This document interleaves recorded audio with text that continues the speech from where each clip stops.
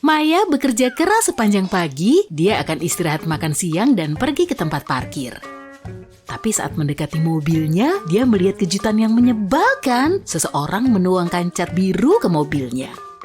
Maya menemukan 3 saksi dan menanyai mereka. Lily, si desainer perusahaan, bilang dia sedang makan taco di balkon kantor saat itu terjadi. Direktur keuangan Ucok sedang ada obrolan bisnis yang panjang di telepon dengan investor. Sementara Sheila, si petugas kebersihan, bilang, "Aku membersihkan toilet sejak pagi." Maya tahu salah satunya berbohong. Bisa tebak siapa?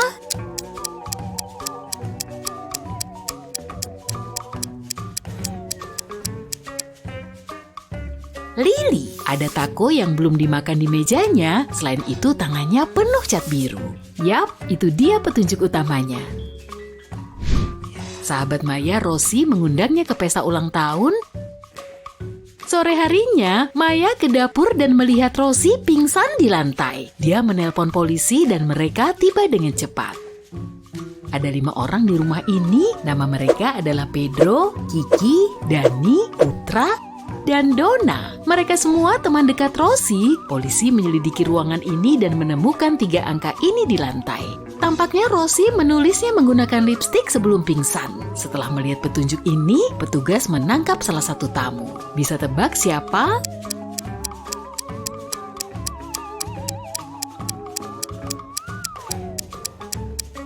Polisi menangkap Dani. Angka 12, 4, dan 11 sesuai dengan nama bulan Desember, April, dan November. Maya pergi ke dapur kantor untuk minum kopi. Dia ingin menambahkan susu ke minumannya, jadi dia membuka kulkas untuk mencarinya. Maya menemukan 4 paket susu berbeda di sana, tapi cuma 1 yang aman diminum. Bisakah kamu menebak yang mana?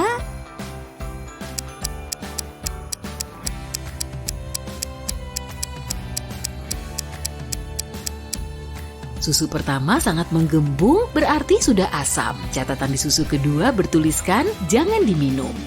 Dan susu keempat sudah basi karena kedaluarsa pada tahun 1995. Jadi Maya harus memilih susu ketiga, dan mungkin seseorang harus segera membersihkan kulkas kantor ini. Nina membeli sepasang sepatu dan memberi Tom uang sebesar Rp100.000. Harga sepatu ini Rp30.000, tapi Tom nggak punya kembalian, jadi dia membawa uang Rp100.000 itu ke toko sebelah dan meminta temannya Sam untuk menukar uang. Kemudian Tom kembali ke toko sepatu dan memberi Nina Rp70.000. Nina mengambil kembalian dan sepatunya, lalu pergi. Kemudian pada hari itu, Sam membawa Rp100.000 tadi kembali ke Tom. Dia bilang, "Uang ini palsu, kembalikan uangku." Tom harus menggunakan uangnya sendiri untuk mengembalikan utangnya ke Sam. Berapa kerugian Tom?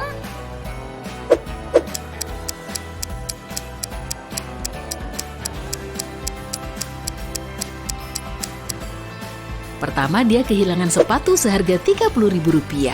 Dia juga memberi Nina Rp70.000, jadi dia masih punya Rp30.000 dari pecahan Rp100.000 yang dia tukar. Saat Sam memintanya mengembalikan uang itu, Tom membayarnya kembali Rp30.000 ditambah Rp70.000 dari dompetnya. Jadi, Tom kehilangan Rp100.000. Duh, Tom nangis tuh. Billy bekerja sebagai satpam malam di sebuah bank besar. Suatu malam dia mendengar suara aneh dari brankas bank dan langsung memeriksanya. Sayangnya, di lemari besi dia menghadapi 3 penjahat. Ketiganya memakai masker, tapi Billy segera melihat seorang penyusup di antara mereka. Bisakah kamu melihatnya juga?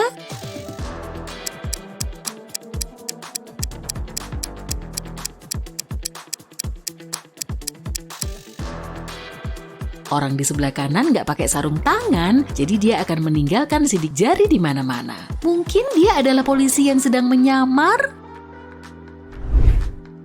Bella adalah seorang blogger terkenal. Dia mengambil foto ini saat lomba lari dan mempostingnya di story. Followersnya berkomentar, salah satu dari mereka bermain curang. Bisa tebak yang mana?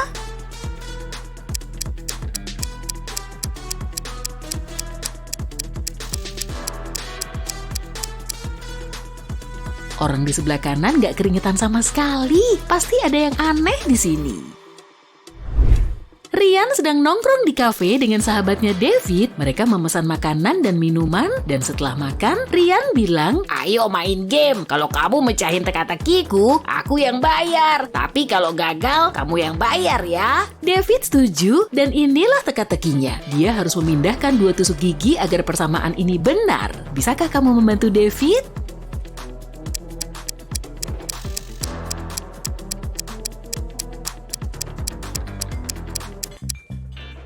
Ini dia solusinya. Bu Gina adalah seorang dosen, salah satu muridnya Rosa menyontek beberapa kali saat ujian. Suatu hari Bu Gina kehilangan kesabarannya dan bilang ke Rosa, "Kalau kamu bohong, ibu akan mengeluarkanmu dari kampus ini. Dan kalau kamu jujur, ibu bakal tetap mengeluarkanmu." Apa yang harus Rosa katakan supaya nggak di-DO?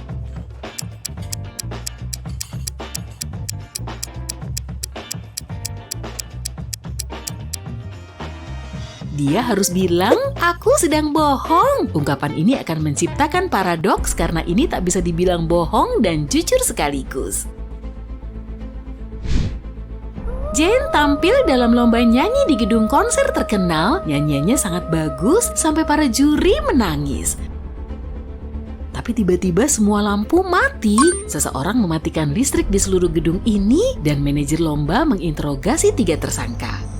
Penyanyi saingan Jane, Tina, bilang, "Aku sedang ke kedai kopi di lantai 7 dan tiba-tiba semuanya gelap. Aku harus memakai senter di ponselku untuk keluar."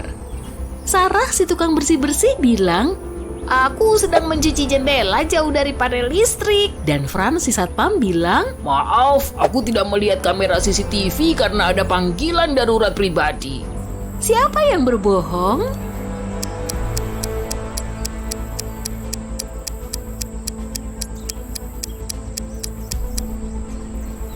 Tina, gedung konser ini tidak sampai lantai 7.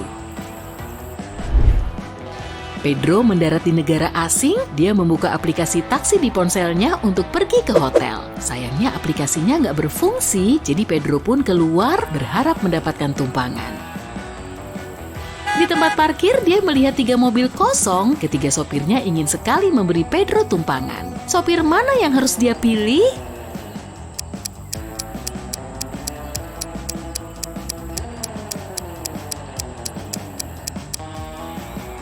Lihat taksi pertama deh, ada genangan minyak di bawah mobil ini. Mungkin bukan pilihan yang paling aman. Untuk mobil ketiga cuma ada 3 roda di sana.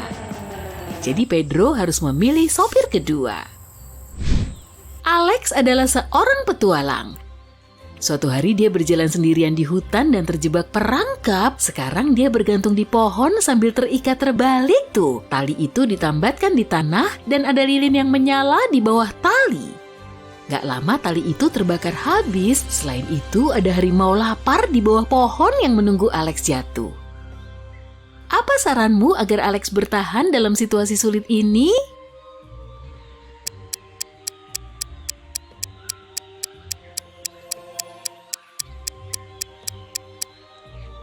Dia harus menyanyikan lagu Selamat Ulang Tahun. Harimau itu akan meniup lilin untuk merayakannya dan Alex akan sempat melarikan diri. Jangan emosi gitu dong, aku kan cuma disuruh baca naskah. Mia pulang kerja larut malam seperti biasanya. Dia tinggal bersama 3 teman sekamar. Saat Mia memasuki kamarnya, dia melihat seseorang telah menodai karpet favoritnya. Mia marah dan menanyai teman sekamarnya. Jessica bilang, "Itu bukan salahku, aku seharian main ke rumah pacarku." Helen menjawab, "Hari ini aku cuma masuk ke kamarmu 1 kali untuk menaruh cucian bersih. Karpetnya tadi bersih." Dan Fiona bilang, "Aku sudah lama nggak ke kamarmu, aku belajar di perpustakaan seharian." Bisakah kamu menebak siapa yang menodai karpet Mia?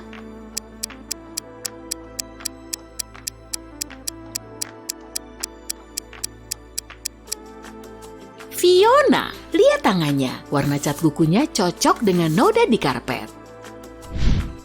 Will baru saja pindah ke Jakarta. Dia butuh apartemen untuk tinggal setidaknya 1 tahun, jadi dia mencarinya di internet. Dia menemukan 3 pilihan dan sama-sama menyukai semuanya. Will pun memeriksa ketiga penawaran ini satu persatu. Setelah itu, dia mengetahui 2 dari 3 penawaran tersebut adalah penipuan. Kalau kamu, bisakah kamu melihat sesuatu yang mencurigakan dalam iklan ini?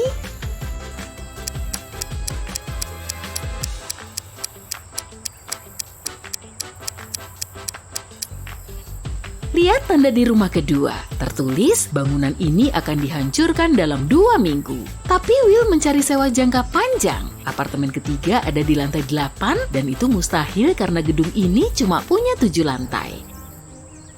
Jadi, Will harus memilih opsi pertama. Seseorang mengunci Henry di ruang bawah tanah seram. Dia mencari ke sekeliling dan melihat 3 jalan keluar. Tapi semuanya berbahaya. Lorong pertama dingin sekali. Semua orang yang memasukinya akan berubah menjadi es. Lorong kedua dijaga singa gunung besar yang belum makan selama 3 tahun. Dan ada api besar di balik pintu ketiga. Lorong mana yang harus dipilih Henry?